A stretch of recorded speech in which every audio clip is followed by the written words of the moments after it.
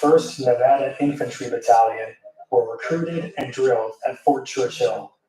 They soon were deployed for combat service in an Indian War. Despite Carson City being busy recruiting and outfitting for the Federal Army, the territorial militia was highly active. And the governor, dated February 24, 1864, appoints John T. Lovejoy as the rank of colonel in the territorial militia. John Lovejoy was a wealthy newspaperman from back east who also owned the Washoe Times and some land in Washoe where he was enough as a judge. There's actually a whole list of men nominated as militia officers in that same order, but it's really hard to read the organized handwriting. Sorry. Later that same year, former congressional delegate John Cradlebaugh moved back to Nevada after recovering from wounds received at Vicksburg. Now a decorated war hero, it's no surprise the popular statesman and combat veteran was made a colonel in the territorial militia. Sectional partisanship did occasionally rear its head in the Nevada Territory, although not as ugly as in other places in the far west, mostly because there were fewer than 7,000 people spread over thousands and thousands and thousands of square miles. Nevada Supreme Court Justice Frank Norcross remembered an election year bet in the town of Austin between Reuel Gridley, a Democrat and Confederate sympathizer, and Dr. H.S. Herrick, a Union man and a Republican. If the Republican candidate were to win the April 1864 mayoral election, then Gridley, the Dixiecrat, would have to walk down the main street in town carrying a 50-pound sack of flour while singing Old John Brown. That's the song, John Brown's body lies a moldering in the grave. But if the Democrat candidate won, then Herrick, the Unionist, would have to tote the 50-pound sack through town while singing Dixie. Luckily, the Republican candidate won the race, and Gridley, the Dixiecrat, lost the bet. He carried a sack decorated with U.S. flags through town while singing Old John Brown, to great jeers and cheers. Then, the sack of flour was auctioned off to raise money for the U.S. Sanitary Fund, which was the precursor to the American Red Cross. Impressed by the success of the day's spectacle, Gridley, the Dixiecrat, then traveled to other towns in the territory to re-auction off that same sack of flour to make more money for the Sanitary Fund. By the end of the year, that same sack of flour had raised over $275,000 to pay for medical care for the Union Army's wounded warriors. In the late summer or early fall of 1864, the Confederate Army invaded Nevada. Lieutenant Joseph Kennedy of the 3rd Texas Arizona Cavalry arrived in Virginia City on an undercover mission to recruit Southern-born miners for the Confederate Army. However, the authorities were alerted to Kennedy's presence and he had to leave the territory. The Confederate Army's one-man invasion of Nevada was over. Colonel Cradlebaugh missed him, but the Union had won anyway. Now, Alden? Well, good evening. Welcome to the April meeting of the Scottsdale Civil War Roundtable. I'm Mark Stoller. If you haven't met me already, I'm president of the Roundtable. Thank you all for coming. Do we have any first-time guests here tonight? Welcome to all of you. Thanks for coming. I also wanted to highlight we have a group from the Sagewood retirement community, the history discussion group from that community here. Thanks for coming down.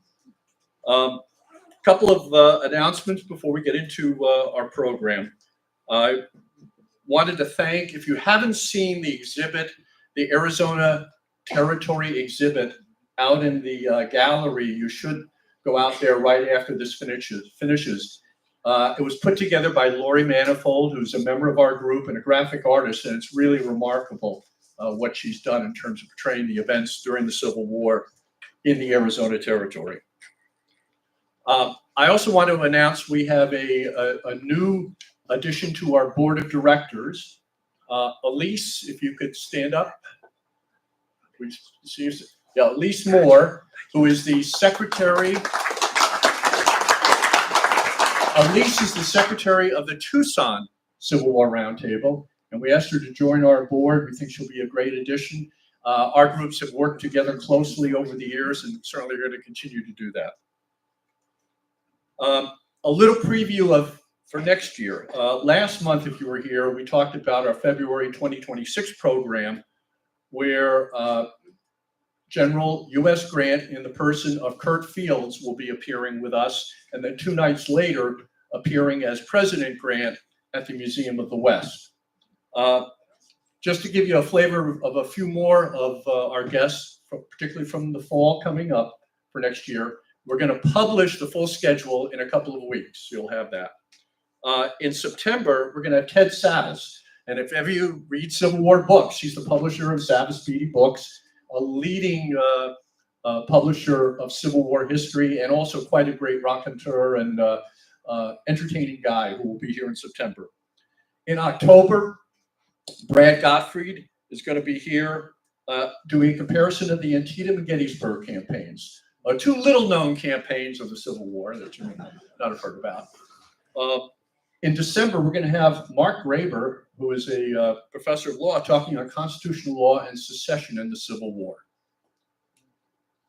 Next Thursday, the 24th, will be our last history discussion group of the season, and the topic is going to be foreign-born officers in the Civil War. That meeting will be Thursday, April 24th, from 6 to 7:30 at the Wildflower Cafe at the intersection of Indian Bend and Scottsdale Road. It's a nice venue we have for informal discussions among members, and we hope you can join us. The last thing I'd like to mention is we're always looking for volunteers to help us. If you are interested in getting more involved with roundtable activities, we have a lot to do. When you have an organization with 350 members and all these activities, there's a lot involved in keeping it going. And if you would like to get more involved, please let me know or any of the other board members that you see out there in the gallery before or after the program. And with that, I'm going to turn it over to John Taylor, our program chair. Good evening, everybody. Hopefully the microphone is on loud enough. If it's not, just motion to me. We'll get the volume fixed. Tonight we have Zach Foster joining us, and Zach is famous for providing wonderful YouTube content on a channel called Civil War Wild West Edition, and Zach is probably the deepest on the most obscure topics in the far west of the Civil War, certainly that I've ever come across. Zach is currently a private defense contractor and a linguist. He is a former reserve soldier, earned his degree in political science from Cal Poly Pomona, and is a public historian. And as I said, his specialty is the Pacific and Trans-Mississippi generally.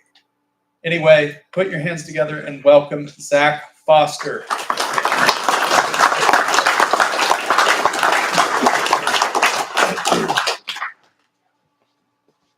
Well, hi, everybody. I should have raised my hand a little bit earlier because this is my first time here, too. This is my very first time here at the Scottsdale Civil War Roundtable. I'm Zach Foster. I create or am responsible for, depending on your point of view, that channel on YouTube called the Civil War Wild West Edition, which I started almost 4 years ago. It'll be 4 years ago this fall. And I started doing the research for this channel about 1.5 years before I even made the first piece of video content. This was during the COVID lockdowns. So there was a lot of time where I was spending indoors, didn't have a whole lot to do. And then I saw a couple of Wikipedia pages talking about the New Mexico campaign of the Civil War. And then I saw some really interesting phrases in there, keywords like Arizona cavalry and California column and Confederate Arizona. And I said to myself, well, this is fascinating. Let's find out some more about this. And that was a beautiful rabbit hole that I fell down. And the more that I found out, the more that my little 5-minute YouTube videos started turning into these 20 to 30-minute documentaries. And then after about a year, I came up with the Confederate Territory of Arizona documentary. Now, when I started out making this documentary to tell the story originally, I swear to God, I was looking on making a 10 to 15-minute YouTube video, kind of giving a general overview of, okay, and then they did the territory, and then they seceded, and then Colonel Baylor, and then the California column, and everybody lived happily ever after. But the more information I found, the more material I found, the more stories of real people that walked these lands and lived in these communities that I came across, the longer these scripts got, because I had to talk about Jack Swilling, and I had to talk about Geronimo, and I had to talk about the faction wars inside the politics of the Confederate Army, which is something that we're going to see later tonight, did affect the Civil War out in the far west and did affect how people related to each other. So the story of Arizona in the Civil War is an incredible story, which I'm very excited to tell you folks about. But first, I want to thank you for the opportunity to come out here. I've done other Civil War talks before, but this is the first time anybody has flown me out because they thought what I had to say was important. So thank you, Arizona, for flying out this California kid. I am just a nerd with a laptop and a YouTube channel. I'm just another aspiring wannabe failed filmmaker in Los Angeles County, but you folks seem to have found some value in my work, and that's fantastic. And in doing this work as a public historian, that's such a strange a term, but it is the correct term.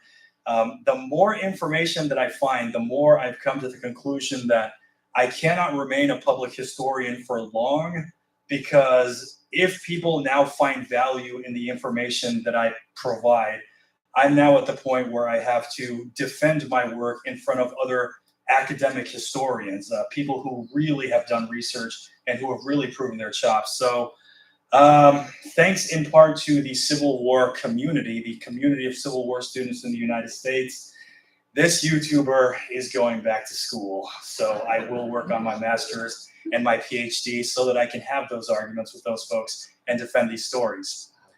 I'm also delighted to learn Scottsdale, I didn't even know this. Well, you folks probably already knew that it was named after the founding father, Winfield Scott.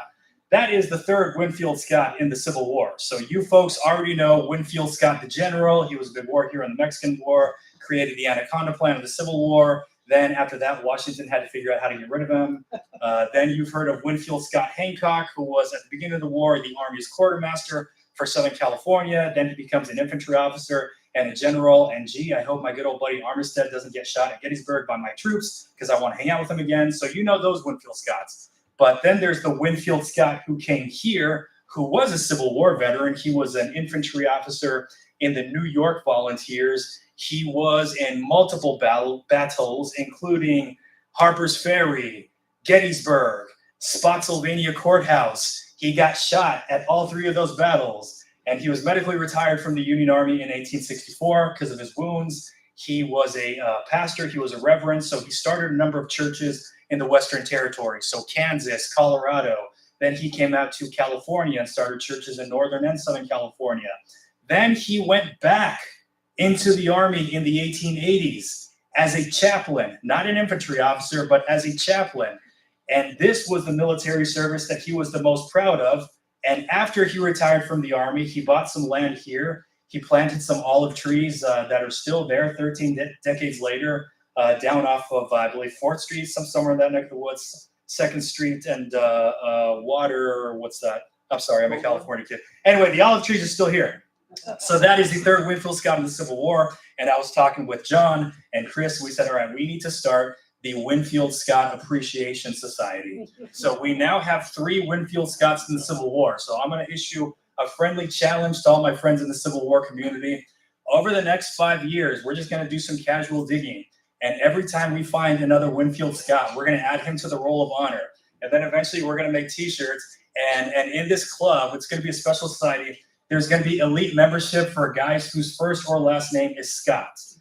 But not for anybody named Winfield, because nowadays only like 300-year-old vampires from the Scottish Moors are named Winfield in the 21st century.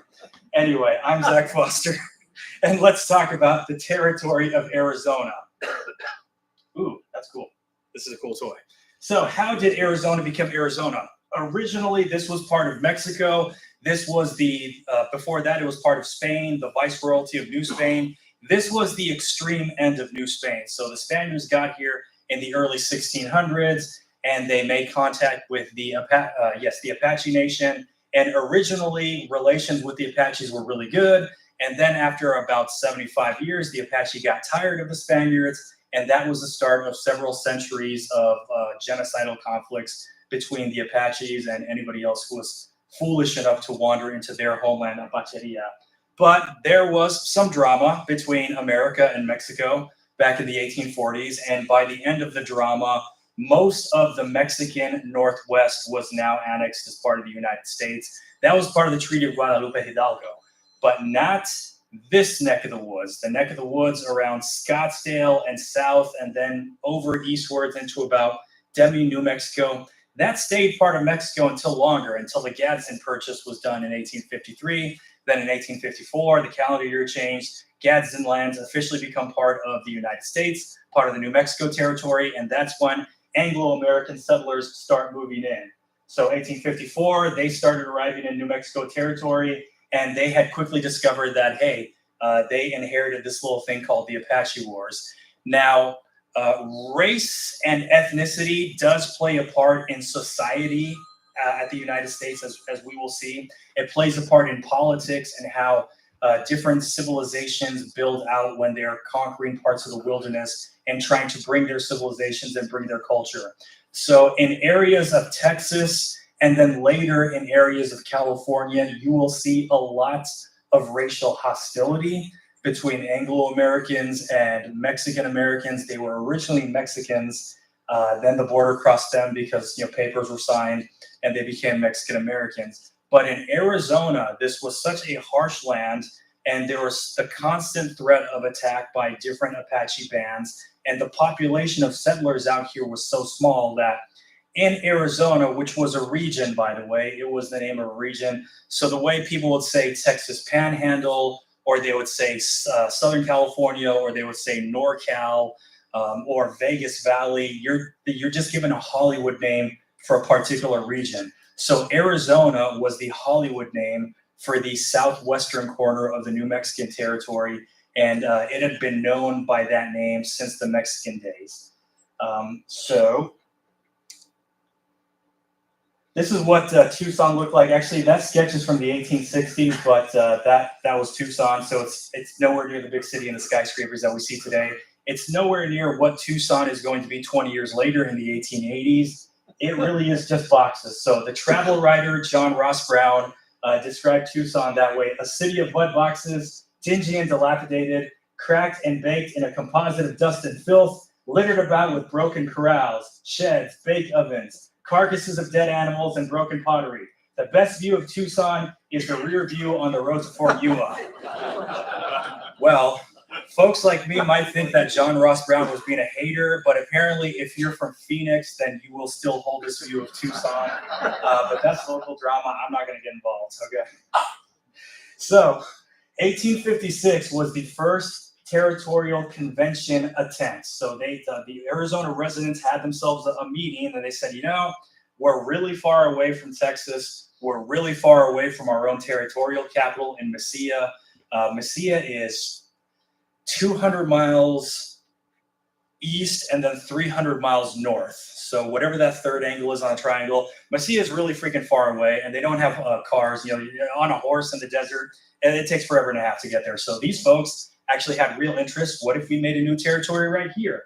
So they had a territorial convention in 1856, and they elected a delegate, and they tried to send him to Washington, but Washington said, I'm sorry, Arizona, but you need more than 259 residents before we can organize you as a territory.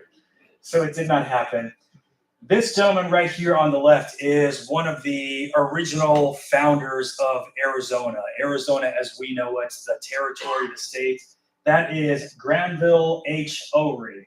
I believe he was born in Kentucky, but he was one of the original settlers here, and his family had already made a name for themselves because his older brother William was a veteran of the Texas War of Independence, and he was one of the few survivors of the Alamo. Now, those of you who are familiar with the story of the Alamo might be asking, what do you mean one of the survivors of the Alamo? He was one of the guys that they sent for help, so that's why he was not there when the other foot dropped. But nonetheless, because he was involved with that, once he came out, anybody who was Texan or who respected Texas knew who William O'Ree was, and they respected him immensely. And so a lot of that respect carried over to his brother Granville. Now, in 1857, some shenanigans happened. So around this period of time, there's a gentleman by the name of William Walker who first tried to conquer Baja California and a chunk of Sonora. He was unsuccessful. So then he went down to try his shenanigans in Nicaragua and actually ended up being the president of Nicaragua for like 15 minutes before everybody got mad at him and he got executed. But other folks, now that's called filibustering, by the way. So we're used to filibustering as a senator talking because he doesn't want to build the impasse, so he's just going to keep the mic. But back then, filibustering is a term for a conquest, an independent conquest. It means your government has not sent you. It just means that you and a bunch of guys decided, hey, let's go take this chunk of land, and if we win, then we're going to be the president or whatever. We're going to be the government. So they tried doing a filibuster in Sonora. The leader of the expedition was a gentleman named Henry Crabb, and Granville O'Ree was part of that expedition. One of the other gentlemen involved was, I forgot his first name, but the guy's last name was Aguirre. And Mr. Aguirre did not survive, but the Aguirre family is one of the original Mexican Arizonan families, and the Aguirres were involved in Arizona Territory being organized in 1860. The Crabb filibuster was highly unsuccessful. Most of them got annihilated, but Granville O'Ree survived. They had to retreat, but he was one of the few guys that made it safely back to the United States. 1859, the folks got together again. They decided they really wanted to do this. So in the beginning of 1860, in the spring, they had a 4-day territorial convention in Tucson. By this time, there were about 1,500 people in the vicinity of Tucson, and maybe another 3,000 or 4,000 people in Mesilla, which is Las Cruces these days, over in New Mexico. But remember, this is the original Arizona, so it's not the slightly taller than wide square shape that we're used to today.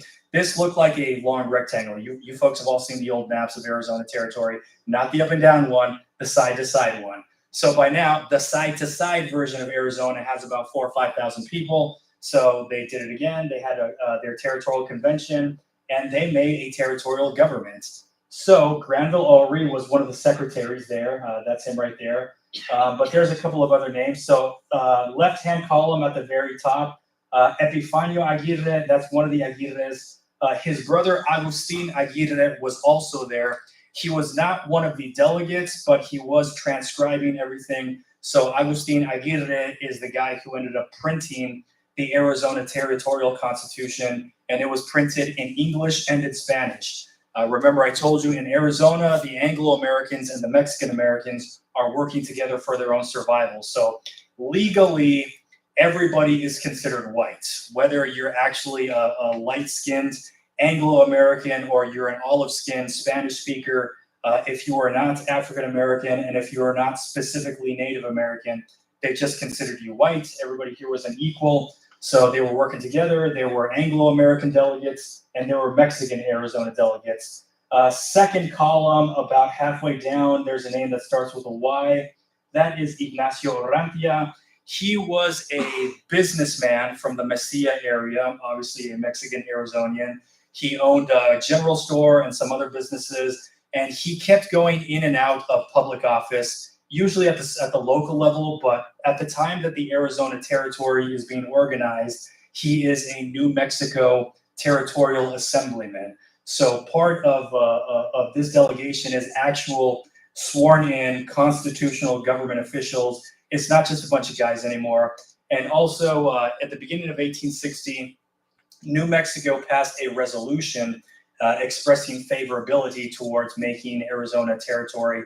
But until that happened, the best that they could do to give Arizona some kind of organization and some kind of government and representation with services was to make it a county. So New Mexico created Arizona County, And in the 1860 US Census, you can see the figures for Arizona County, New Mexico, but it did not remain a county very long because on April 5th, they created the Arizona Territory. So that helps us dispel one myth. I've seen floating around different SCV websites the claim that the Confederacy created Arizona. That's true. That's not true. I don't want to beat up on the SCV. I'm just addressing that one particular claim because there are rumors that get elevated to something that they're not in the history profession, in the study of history. It happens all the time. So most of the people who created Arizona became Confederates, but the Confederacy did not create Arizona as we know it. That was done by a bunch of New Mexicans completely on their own. And as you can see, they made it happen a full year before the Civil War even started.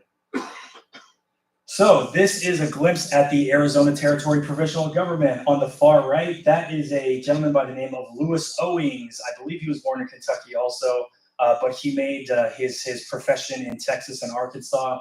He was a doctor. He was a frontier doctor, which means he did not go to medical school. He just learned how to do first aid and how to do different life-saving techniques while working on the frontiers of West Texas, because in the 1840s, that's about it. With the exception of this outpost called Alta California, and then this other teeny tiny outpost that was calling itself Arizona, really West Texas, as far as the United States was concerned, is the edge of planet Earth, and then that's it. That's the edge of the flat Earth. So Dr. Owens made his name as a frontier doctor, was one of the original Arizona settlers, very deeply respected member of the community, although people who didn't like him did talk about him behind his back. He had a physical disability. One leg was about an inch shorter than the other, which caused him to permanently walk with a limp. And because he walked with a limp, people would call him peg leg behind his back. I've been there. Somebody with a physical disability. People are jerks. Kids are jerks. It's just high school for you. Or frontier politics. It might as well be high school. But he was well respected enough as an original Arizonian that these people thought highly enough of him as a delegate that they wanted him to be the governor of Arizona. Ignacio Orrantia, the New Mexico assemblyman from the Mesilla area, he gets nominated to be the lieutenant governor of Arizona. Now, quick question. Can anybody tell me who the lieutenant governor of Arizona is today? Anybody? There is no lieutenant governor of Arizona. That man right there, that Mexican-American, Ignacio Orrantia, who was a New Mexico assemblyman, that is the first and last lieutenant governor of Arizona in the United States history. Mark Aldrich was a treasurer. Mark Aldrich was another interesting person. He was one of the guys who was in the lynch mob that killed Joseph Smith, the founder of the LDS Church. There's some interesting people that ended up over here. Granville Oury, who was one of the original Arizona settlers, who was the brother of the Texas War of Independence survivor. He was nominated to be the Chief Justice.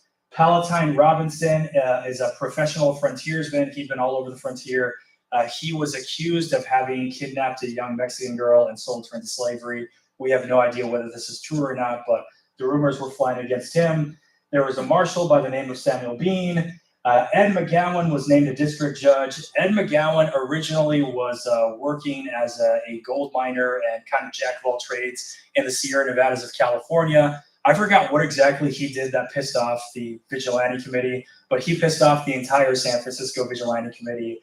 So he fled San Francisco and he went up to Canada, and then he pissed off the British Columbia provincial government up there by almost starting a rebellion and an Indian war at the same time. So for his health, he went to this new territory he heard of, or aspiring territory called Arizona. He figured, there's about 100 more people in Tucson than there are on Mars, so this is probably the best place to start over.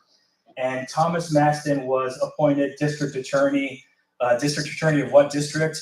Well, the only district, because there were not that many people in Arizona in 1860.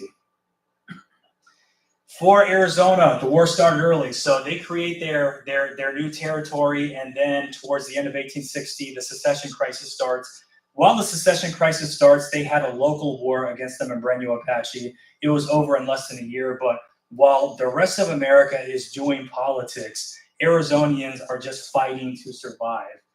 So they won that war, but then a few months later, the Bascom affair happened, where a federal cavalry officer, a young, inexperienced federal cavalry officer, tried kidnapping Chief Cochise, and it was a really ugly affair. Several of Cochise's brothers were killed. Cochise escaped, and then because of what they tried doing to him, that united the Apache Nation against the United States, or against Anglo-American, against foreign society. Anybody who was not Apache and who was not one of the few groups of other natives that the Apache had learned to tolerate was an enemy.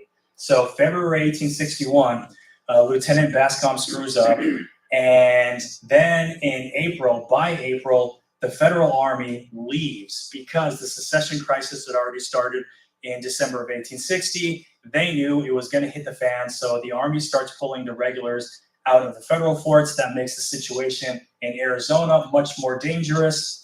So the first 7 states in the Southeast secede from the Union. And then on March 15th, 1861, Arizona seceded from the Union. Arizona was the 8th entity to secede. So they did not secede before the first 7 stars on the Stars and Bars, but they did secede before the 4 border states joined the Confederacy. So there's another state that is taking credit for being number 8. Well, number 8 as far as states, I guess, but really number 8 was Arizona. Then in July, so the Feds leave, and then the Apaches, because of what Bascom did, they unite, and then they start just attacking and burning everything. In July, on the Mesilla side, on the New Mexico side, what we know as New Mexico, John R. Baylor shows up with the 2nd Texas Mounted Rifles. Now, in 1861, mounted rifles is the fancy word for cavalry, but not dragoon, because a dragoon is a very specific type of cavalry soldier. But by 62, 63, they're going to drop the word mounted rifles, and then they're going to start calling it the 2nd Texas Cavalry, the 5th, the 7th Texas Cavalry. He shows up, wins a skirmish against the federal garrison at San Agustin Pass. That's recorded as the First Battle of Mesilla. Mostly bloodless. There were some Federals that did try to resist, and they did get killed, but mostly because the Federals were already trying to retreat, and they were low on supplies, and some of the Federal soldiers had gotten into the medicinal whiskey before bugging out. These dudes were drunk and dehydrated on the road, so a lot of them just got captured, without firing a shot, and they just had begged them, yeah, just take me, just give me some water, please. So because of his great victory there, Baylor felt very confident. Now, a couple of interesting things happened between the Battle of Mesilla and Mr. Baylor's proclamation. So he arrived in New Mexico in July of 1861. He did meet Dr. Owens. He did find out that there is an Arizona provisional territorial government going on there. He found out that there's a militia out there. So there are multiple militia companies operating in Arizona at this time, because remember, this territory, this unrecognized territory, they are at war with the Apache Nation. So in the western side of Arizona, so that's within the borders of the modern day up and down version, there were the Gila Rangers originally. Jack Swilling was a member of that militia company before they disbanded. Then there were the Arizona Rangers, and then farther to the east, you had the Pinos Altos Guards and the Pinos Altos Minutemen, and then I believe the Arizona Guards and the Arizona Rangers both had companies in the east and in the west part of the state. So Jack Swilling, our local guy, first as a Gila Ranger, then he'll end up as an Arizona Ranger. And then this is a mistake that I made originally in my research. So if you go and watch the Confederate Territory of Arizona documentary, which should only take you about 2 hours and 45 minutes, I did call the Arizona Confederate soldiers Arizona Rangers a few times, and that was a mistake. So let me clear the record once and for all. When they were a militia company, that company was called the Arizona Rangers. Once they joined the Confederate Army under Colonel Baylor, they became cavalry soldiers in the Confederate Army, but they lost the name Arizona Rangers. And we'll talk about that unit in a few minutes, I promise. So there is a territorial government here in Arizona.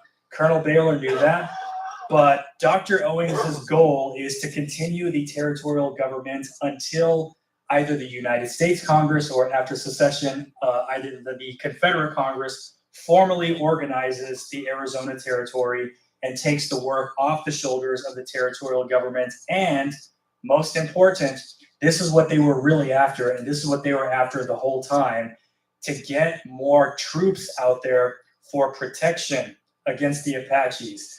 So that the lack of protection more than anything is what gets them first to break away from New Mexico, and then it's what gets them to secede from the Union. Now, when they declared secession, they did do a little dig at the very end of it. What makes Arizona's secession declaration very different from the other Confederate states is most of the Confederate states talk very specifically about either slavery, they'll say the word, or they'll say property rights over and over and over again. And when we're talking property rights, we're not talking about the right to have a really pretty, mansion with Corinthian columns. That's not the property that they're talking about.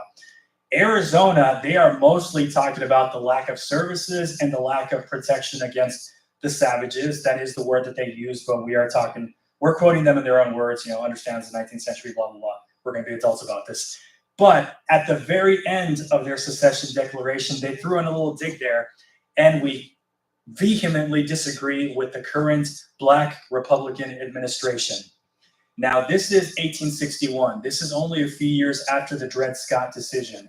So after the Dred Scott Supreme Court case, it was established that African Americans can be American nationals, but not United States citizens. So they cannot sue in court and they cannot testify in court. Well, that means that Black Americans are also not voting. So there are no Black Republicans. They're just attacking the Republicans who either want to curtail the spread of slavery or who want to abolish it altogether.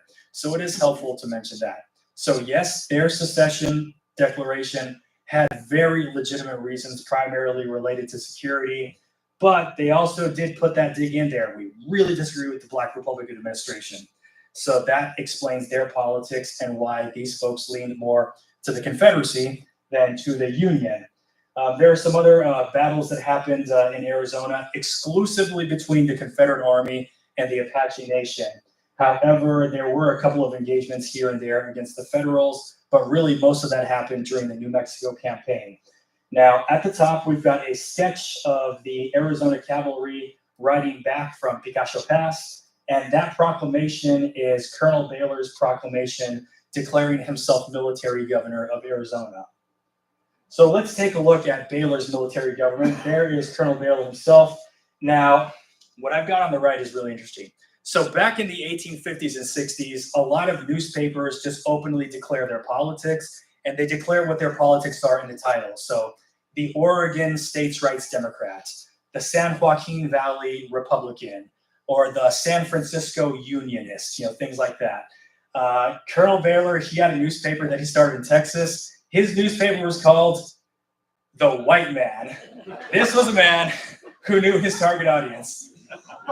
And he was, in the White Man, they are regularly bashing famous Southern politicians for not going hard enough against the Black Americans and against the Native Americans. So whereas you've got a lot of Southern, pro-Southern newspapers talking about we need to protect property rights and we need to extend property rights all the way to the Pacific Coast, you got Colonel Baylor publishing editorials talking about we need to just get together and kill all the Indians. So in West Texas, that was very popular because they've got the Comanche Nation out there.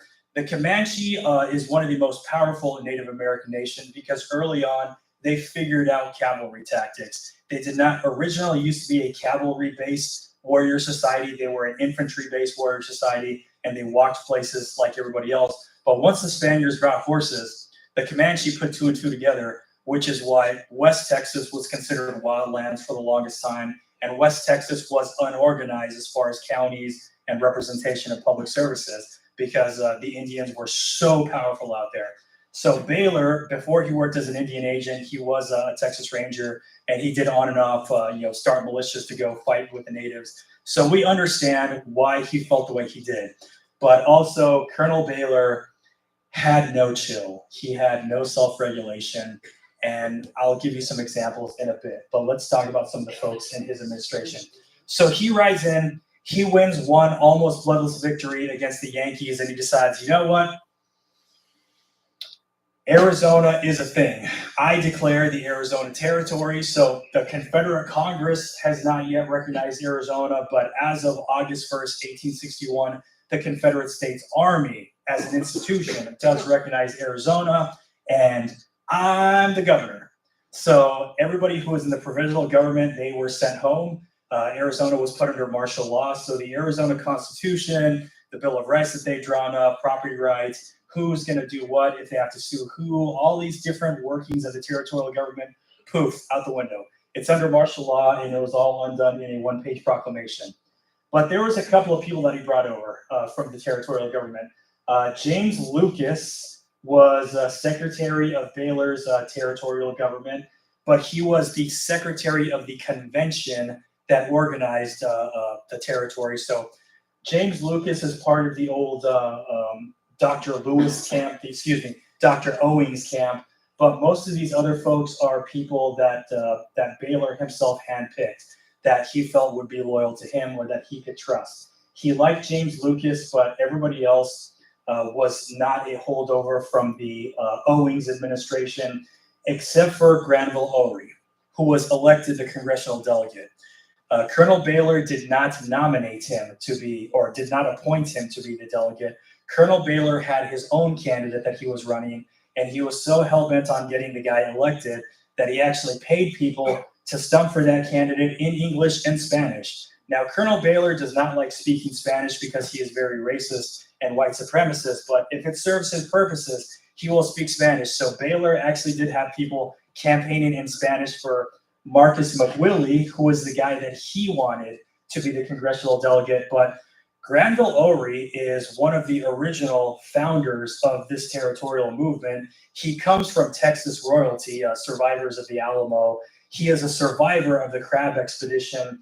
And by the end of 1861, he is the hero of the siege of Tubac. He is the militia cavalry commander who rode in with 25 Arizona militiamen, broke the siege, and rescued the settlers from the Apache siege.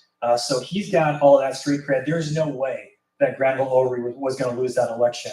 So he was elected as their delegate, and he went to Richmond to try to represent Arizona. But remember, only the Confederate Army has recognized Arizona, not the Confederate States Congress. So for 4 months, Granville Oury is basically sitting in the lobby because they didn't recognize him. They did not have any committee assignments for him. So something interesting starts. The New Mexico campaign starts. The New Mexico campaign started before the Confederate States Congress formally organized the Arizona Territory. So during those 4 months that nobody is meeting with Granville Oury, Dr. Owings, he's still trying to help out Arizona.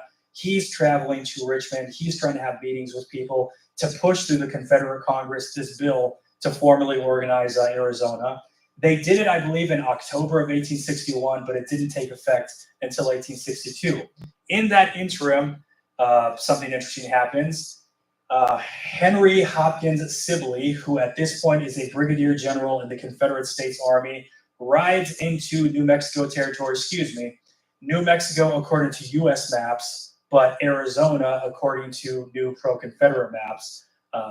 He rides in there and he sees what a success Baylor had in making the Arizona territory. So Sibley decides he's going to bring more troops and capitalize on that. So he rides north into New Mexico and unilaterally declared that New Mexico had seceded from the Union.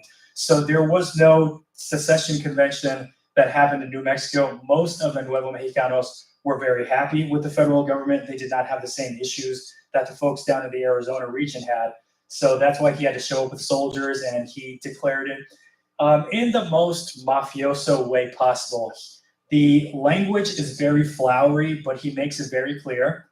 I'm here as a friend. Let's all just be friends. Stay in your lane and everything will be okay. So he wrote in there, declared New Mexico for the Confederacy. But by this time in California, in the Pacific Department, they are already organizing countering the Confederate expansion. Now, Washington has not been ignoring what's going on over here, and neither has Sacramento.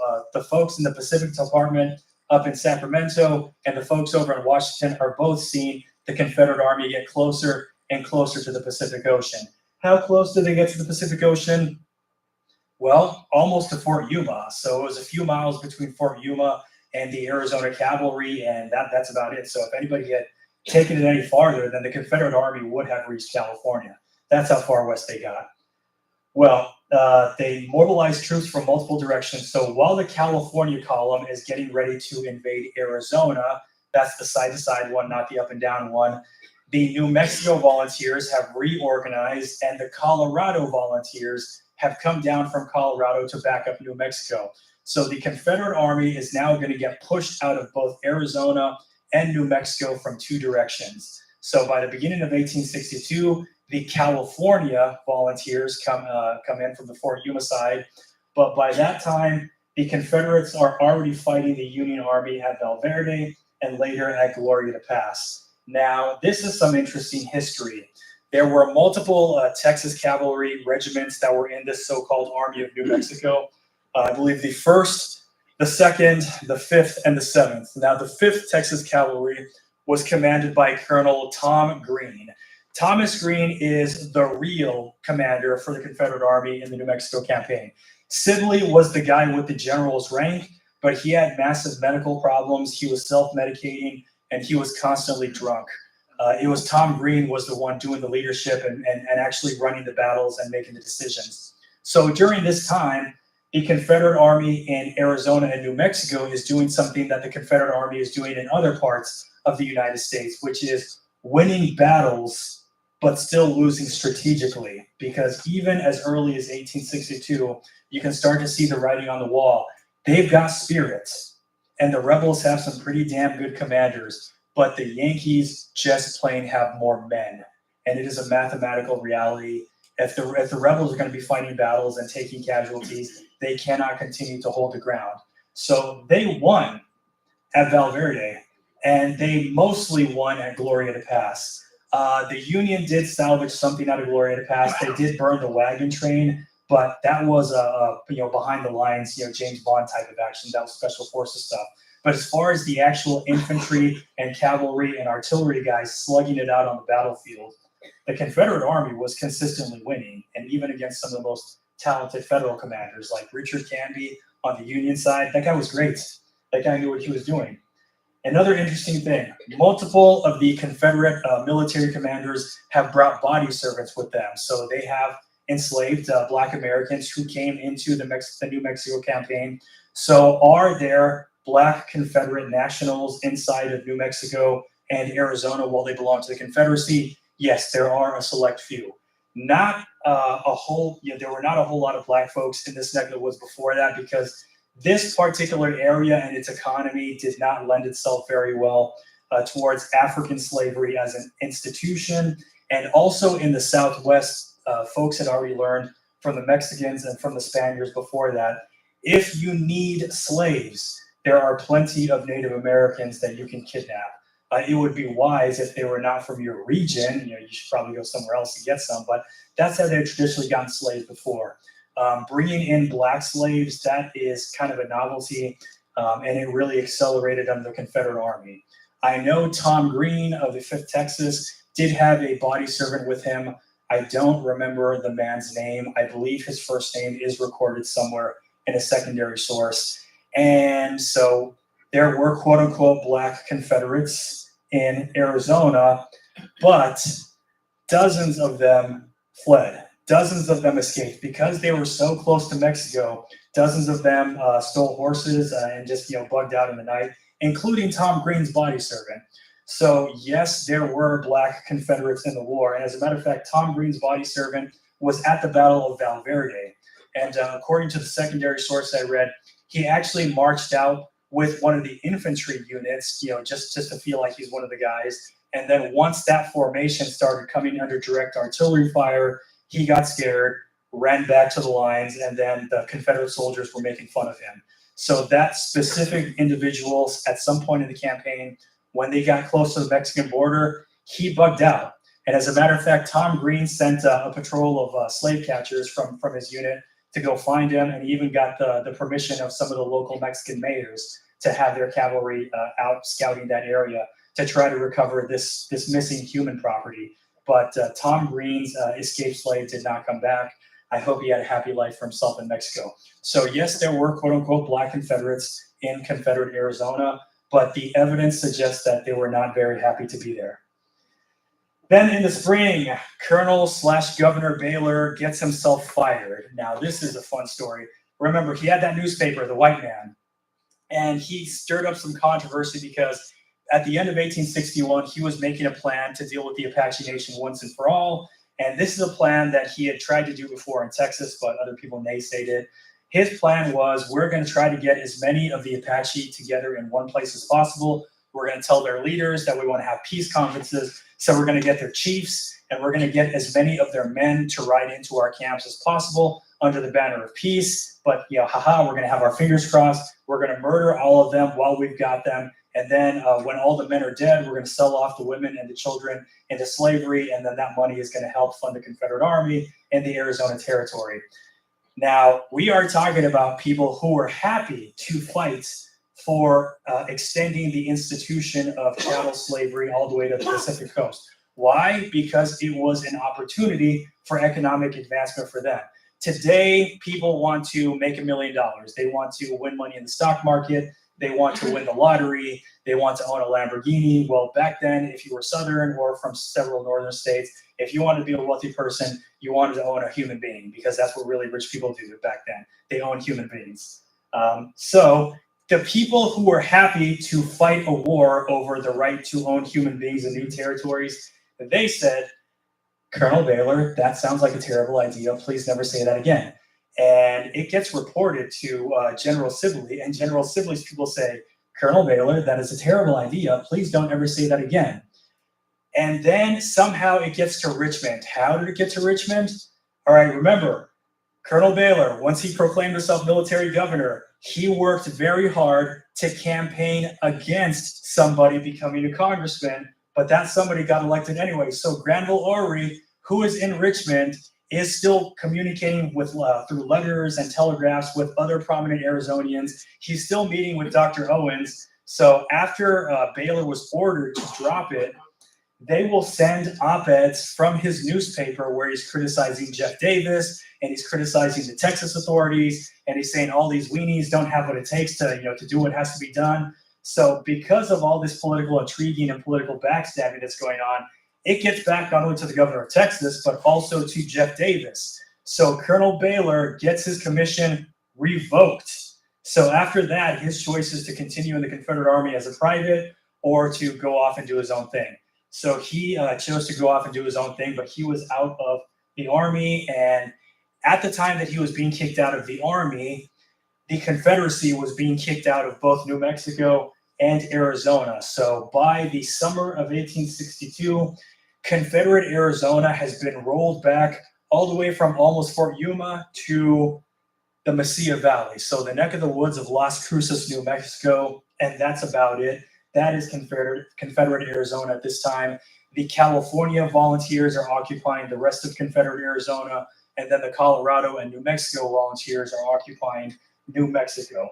And by the way, that image is an illustration of some of the boys from the 5th Texas Cavalry doing the only Lancer charge of the Civil War, which happened in the Battle of Valverde.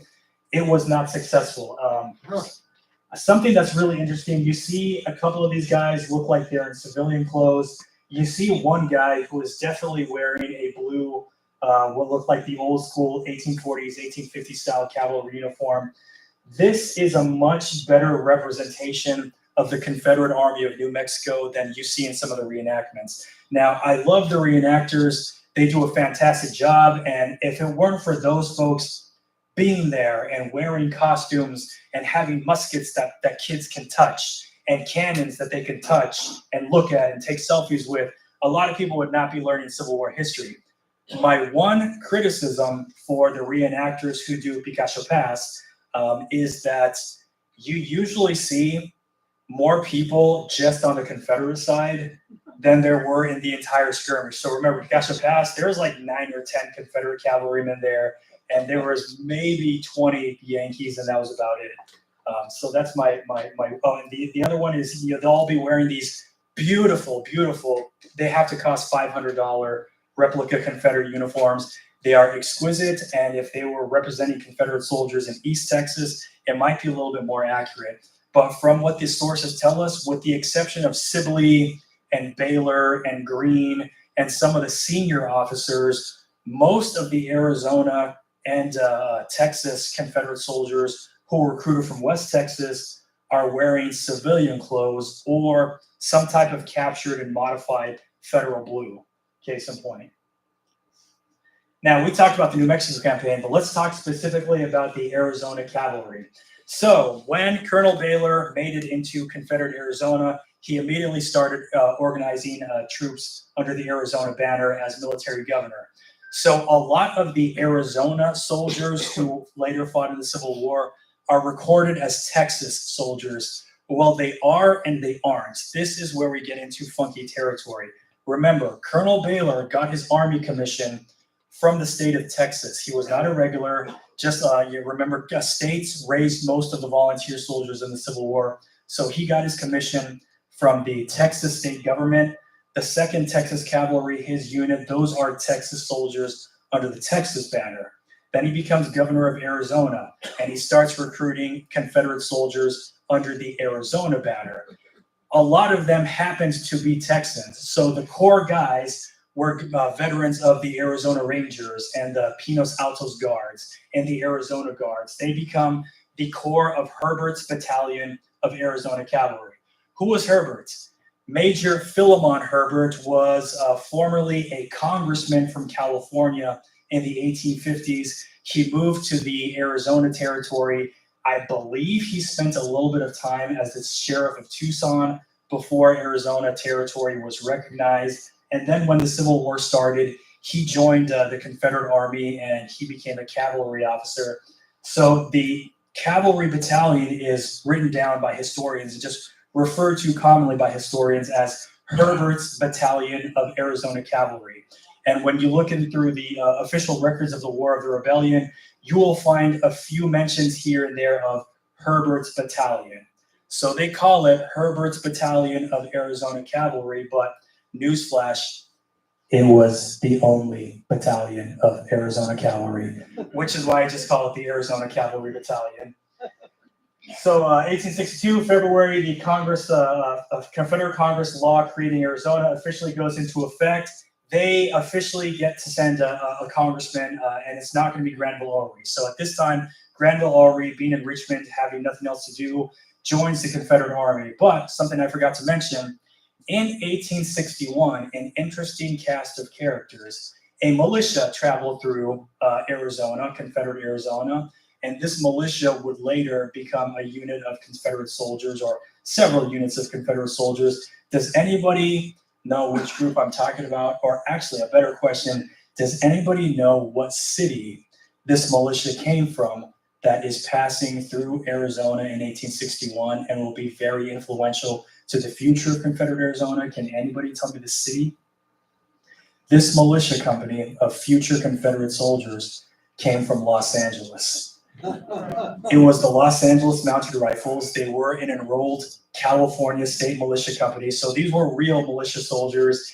And about half of them were members of the Los Angeles Sheriff's Department. Apparently, LASD skewed very, very heavily pro-Confederate in 1861. Go figure. California is thought of as this, super lefty blue state nowadays, but Southern California back in 1861, it was basically the Confederacy on the West Coast. The Los Angeles Mounted Rifles travel through Confederate Arizona. They do stop in Mesilla. Now, there are two very important gentlemen that the Los Angeles Mounted Rifles are guarding. One of them, you might have heard the name before, Albert Sidney Johnston, who resigned his commission from the United States Army while he was stationed in Southern California. The other one was Lewis Armistead, who was in the United States Army when he resigned his commission while stationed in California. This pro-Confederate militia company escorted these guys all the way from California to Texas, and they lit out on a shuck. There were literally other soldiers chasing them, trying to capture them to get them back into the state, recover the stolen California state property, because they got their guns from the Adjutant General of California, and also to just try to prevent a couple of hundred guys from joining the Confederate Army. But they make it to Mesilla.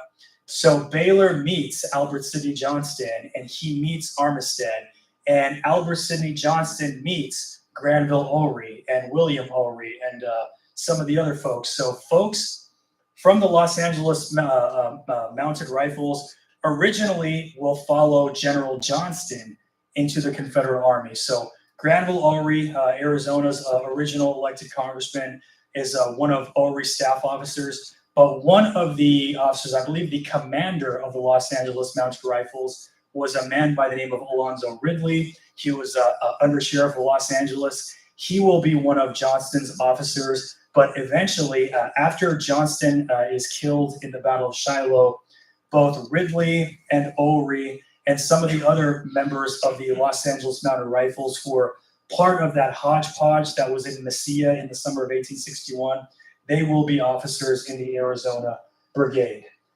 I absolutely, oh, by the way, March 30th, skirmish at Stanwix Station. People like to say that the westernmost battle of the American Civil War was Picacho Pass. We know that's not true. It was actually San Jose, California. But this is where we start to split hairs.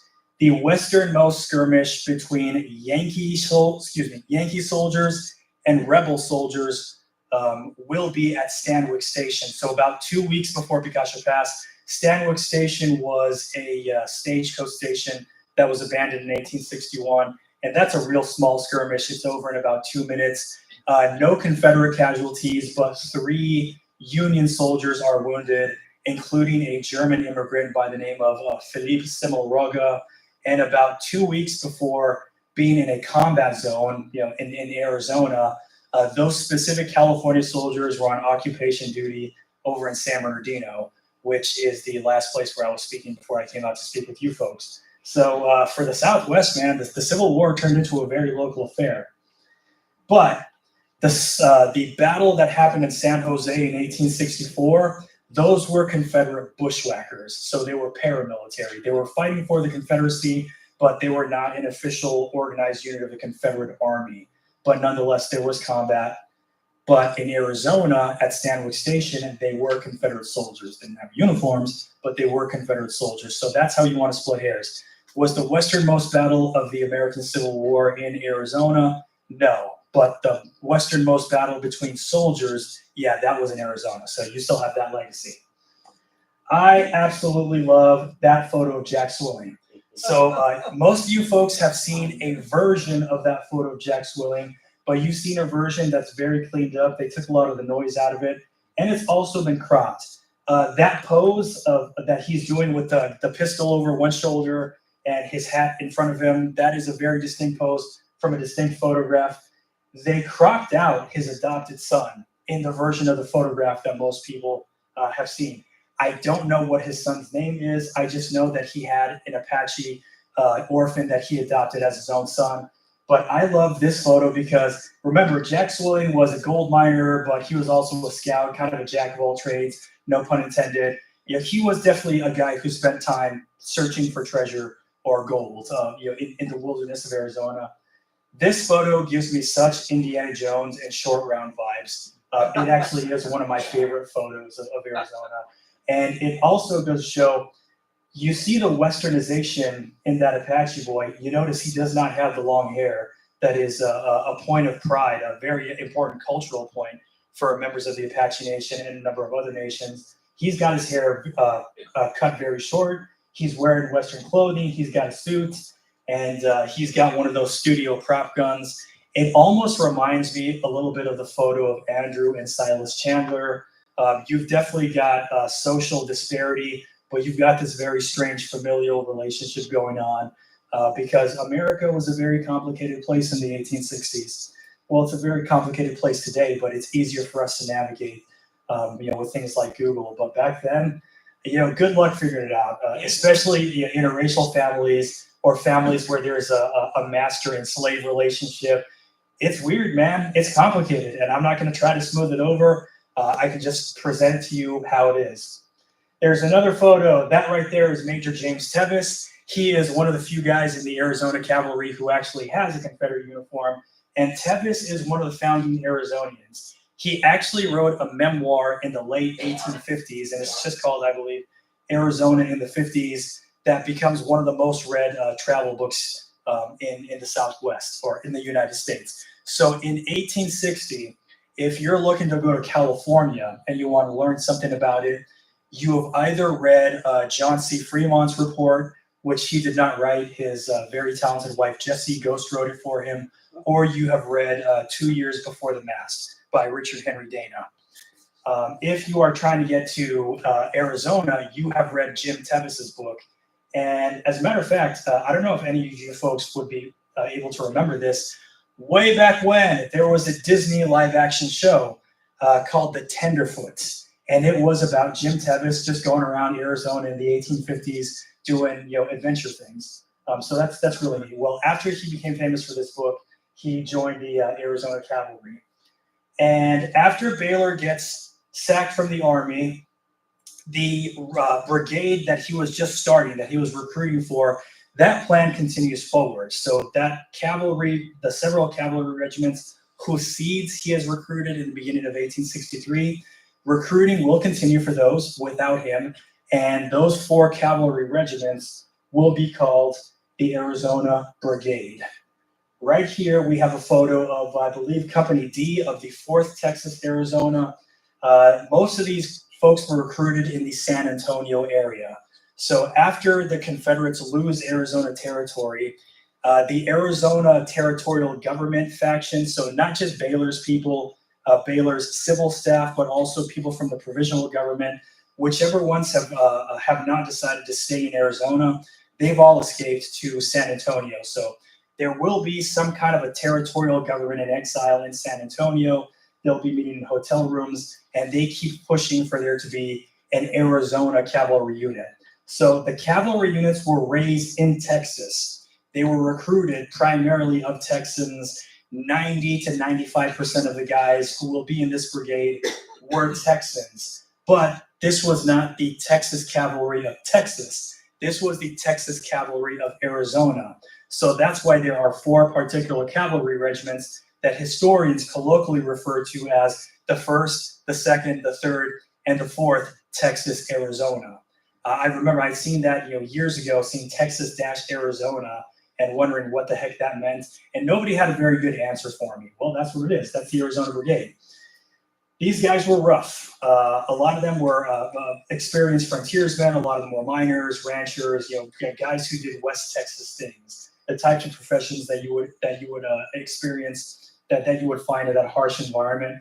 So they were ideal recruits for a cavalry unit, but some of them were guys that the Confederate Army recruited out of the prisons and the county jails, because this is the end of 1863, the beginning of 1864, so the Confederacy started to really bleed for guys. Another interesting thing you see, all right, pay close attention to the guys in that photo. Look at the guys in the front rank, and then look at the guys in the 2nd and 3rd row. What difference do you see? About 50% of the guys in that photo do not have uniforms. They're just there in civvies, because these guys were West Texas. They were at the bottom of the supply chain. They were at the bottom of the Army's priorities, especially for a brigade named after a territory that they don't possess anymore.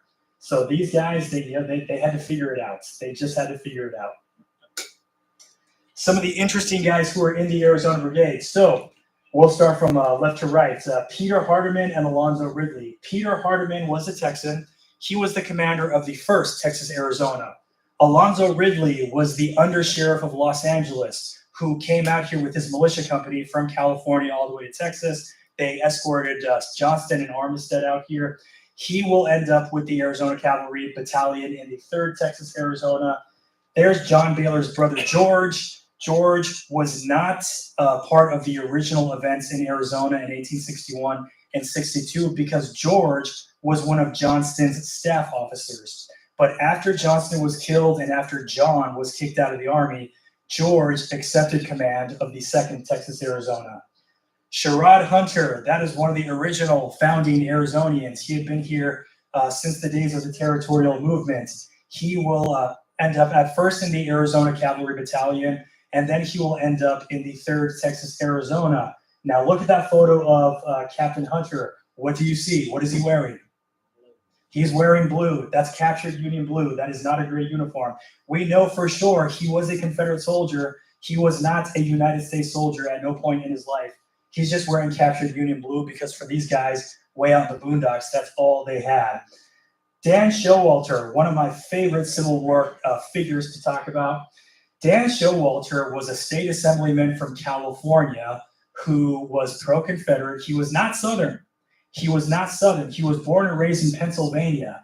Then he came over to California during the Gold Rush era, but he identified with Southern politics, and he killed another California assemblyman in a duel. So Showalter represented Mariposa County. That's up in the Yosemite area. The guy he killed was Charles Piercy, who was a Northern Democrat representing San Bernardino, which is closer to where I live. So the Southern Democrat assemblyman killed the Northern Democrat assemblyman in a duel. Then he tried to flee California to go join the Confederate Army. He missed the rendezvous with the Los Angeles Mounted Rifles. He took a different route. He was arrested by the California Volunteers in San Diego County, spent a few months in prison at Fort Yuma, took the loyalty oath very begrudgingly, and then immediately tried again. He escaped successfully the second time, went down into Mexico, crossed across northern Mexico until he got to the border with Texas. And in Texas, he joined the Confederate Army in 1863 and was one of the officers in the 4th Texas Arizona. His commander was the gentleman on the far right, that's Spruce Baird. Spruce Baird was the original commander of the 4th Texas Arizona. This brigade, the regiments of this brigade never served together. So it is famous nowadays because we remember, oh, wow, that was an Arizona brigade, and that's cool. More and more people are studying them and learning about them. But they didn't get to the same legendary status as the Stonewall Brigades or Hood's Texas Brigades because they didn't get to serve together. So they did not get to demonstrate the might of Arizona as a large, cohesive military unit with very powerful branding like some of these other brigades. So the 1st regiment will serve primarily in Indian country and Arkansas. The 2nd and 3rd regiments will be split between different areas of Arkansas and Louisiana, mostly northern Louisiana, because that's the part of Louisiana that the Confederacy still controls. Arizona did have a territorial government in exile, like I mentioned. Okay, so 3 different governors. On the right is Lewis Owings. He was the guy who was elected provisional governor in 1860. Even though he got kicked out of the army, John Baylor is still walking around, saying, I'm the governor of Arizona. And he has an interesting argument. He has an interesting defense that he can point to. Well, he got sacked from the Confederate Army, but the Confederate Congress still named him specifically as military governor. Now, he's not in the army anymore, but the Confederate Congress has not specifically named another military governor. Well, no duh, they haven't named another military governor. They don't have the territory anymore. They're not there. But because there's not another governor being named, he's going to, hey, I'm still the governor. So Governor Owings is using the title governor. Baylor is using the title governor. Now, Robert Joslin, he was Jeff Davis's personal secretary. And as a reward of his loyalty and also a show as his trust in his personal secretary, he made his personal secretary the Secretary of Arizona Territory.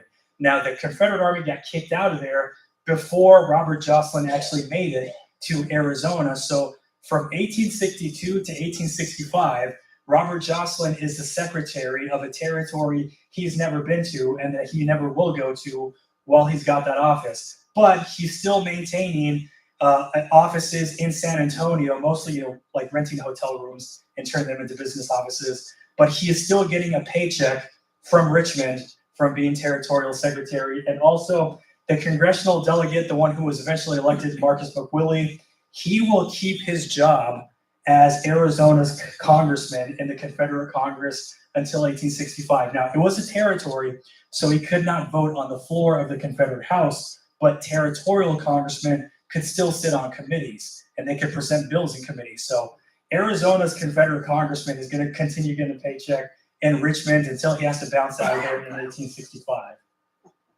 So some major battles that the Arizona Brigade was in before I've got to wrap this up. LaFourche Crossing, Louisiana. LaFourche Crossing was absolutely incredible because this is where the original Arizonian, Sherrod Hunter, absolutely proved himself as a gifted military commander and tactician. They had to cross a river, a big river, to get to the Federal fortifications and attack them.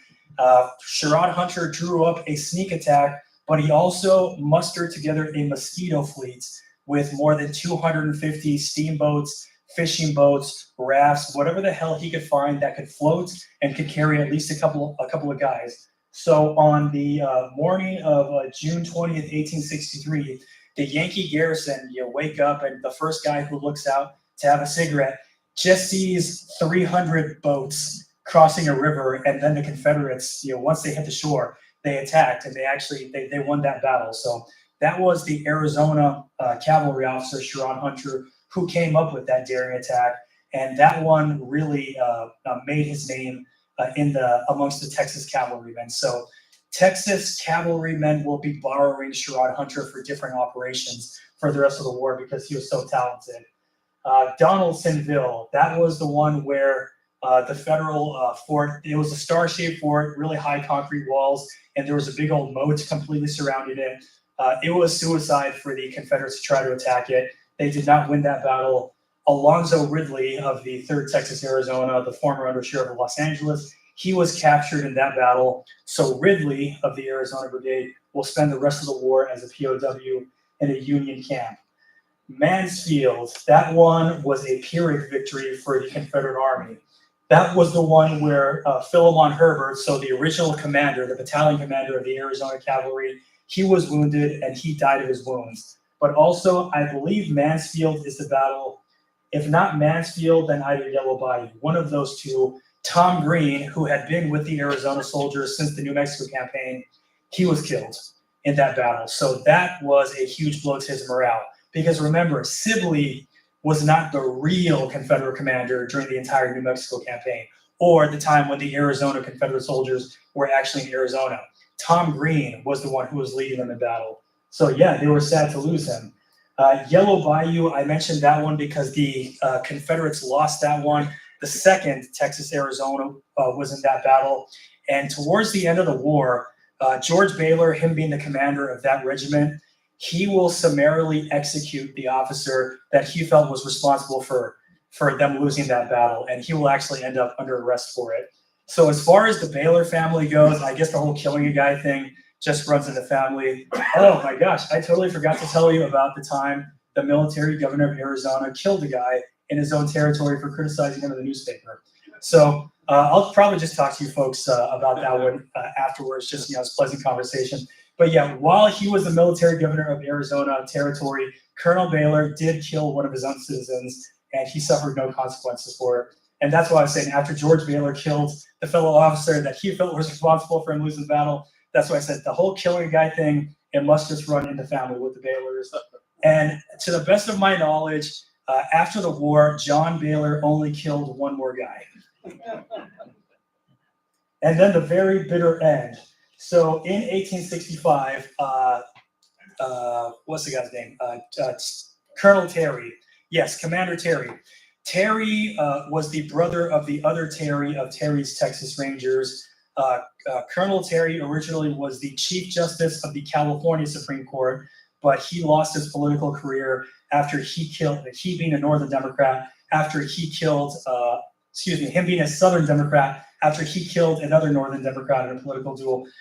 Northern Democrats and Southern Democrats were killing each other in California. It was just a thing. There are multiple instances, even beyond what I've told you here tonight. I don't know what it is with California. They just like to shoot each other. But he eventually goes to Texas by 1863, gets commissioned in the Confederate Army. Because he was a Californian, had all that intimate knowledge of California, while the Confederacy is burning down and collapsing on the East Coast, Terry sees that the Confederate Army is still, kicking ass here and there in the Trans-Mississippi. So he comes up with this big plan, and he recruits Sherrod Hunter to be in charge of it. They're going to get a bunch of guys together. They're going to retake Confederate Arizona. Then they're going to take out the Yankee garrison at Fort Yuma. And then they're going to recruit some guys from the mines, and they're going to keep going on. And they're going to conquer Southern California for the Confederacy. So while Sherman is burning Georgia and North Carolina, and while Grant is 15 minutes outside of Richmond, they're going to save the Confederacy. And for a while, until they can, liberate the rest of it, the Confederate States of America is going to be Texas, Arizona, not the up and down one, the side to side one, and Southern California. That was going to be the CSA. That was their plan. Well, it didn't happen. However, towards the very end, Baylor gets back into the Army. I don't know if he was commissioned as a colonel or if he actually got a brevet as a brigadier general, but he is going to finish 1865 claiming to be a brigadier general in the Confederate States Army. And he will try, he's not going to get back to the Arizona Brigade, he'll raise another brigade. But May 1865, the Confederate Army starts collapsing everywhere. So Baylor, instead of leading his expedition to reconquer Arizona, he ends up having to point weapons at his own troops just to keep them from looting Texas state property. And he is recorded on the record as saying, with his hand on his gun, "I'll be damned if I allow you to rob your state." So he's going to kill all the Indians. That's totally okay, but do not rob the Texas state governments. So he was unsuccessful. The Arizona Brigade disintegrated. How far did it disintegrate? Well, when it started out, there were more than 700 guys in the brigade. By the end of it, by April of 1865, there will only be 175 guys in the entire 1st Texas Arizona Regiment. And then by May of 1865, there will only be 15 Arizona soldiers in this new group called the Arizona Scouts. So May of 1865, it's literally Granville Ulrey, who was a captain in the Army in the Cavalry Battalion, and Dan Showalter, a colonel of the 4th Texas Arizona, and Dr. Owings in an office in San Antonio figuring out how to save the situation. And they couldn't. So they, some of the Confederates went into exile in Mexico. Hardeman, commander of the 1st Texas Arizona, he went to Mexico and then others followed him. Granville Ulrey, the former Arizona congressman and Arizona battalion officer, he goes to exile. As a matter of fact, Mrs. Ulrey, Sarah Malvina Ulrey, wrote a diary chronicling their time in exile, which was a lot shorter than they planned. He was only in exile for about like 8 months because he expected that the situation was going to be a lot harsher for him than it actually was. But yeah, he went into exile in Mexico. His wife kept a diary. By the way, at this point, Granville Ulrey is in his 40s, and his wife, whom he married during the war, was like 22. So good for him, GH. Good for him. He had it. And Dan Showalter of the 4th Texas Arizona, he will also go to exile in Mexico. And a year later, he will die of tetanus because he got cut in a bar fight. So yeah, just very interesting characters. And that is the end of the story of Confederate Arizona. So even after the Confederacy no longer possessed the land that they called Arizona, they still had troops under the Arizona banner. They still had the skeleton crew of a territorial government, even though there were different guys running around claiming to be governor. Oh, by the way, Robert Jocelyn, Jeff Davis's personal secretary, after Baylor gets sacked, he will start taking on the title of acting governor of Arizona. So he will be drawing double pay as the secretary and the acting governor until 1865. It was a racket, but that's politics in the 19th century. And that is a story of Confederate Arizona. Put your hands together. Thank you.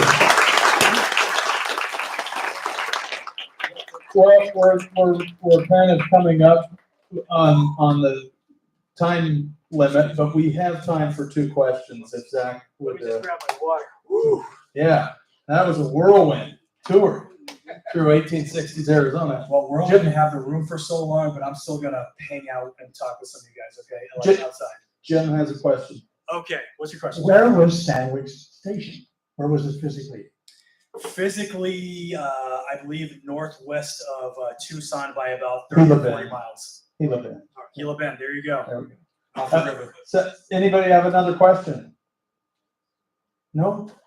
Oh, we got one up front. Just We got one up in front. one of your early Okay. slides, you had Jeb Stewart present.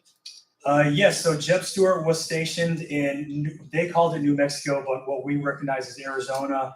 He was still there with the cavalry as of 1860, and they just had him there at their territorial convention as a guest. So he was not a delegate. He did not make any kinds of remarks, but in the proceedings of the territorial convention of 1860, they specifically gave him a round of applause and recognized him as a guest and thanked him for being there. Was his beard as fabulous then as it was later? Absolutely. Okay, very cool. All right, you guys, we're short on time. The library is going to kick us out, but please go on YouTube. Find Civil War Wild West Edition, Zach Foster. Click the thumbs up, click the bell, and subscribe to his channel.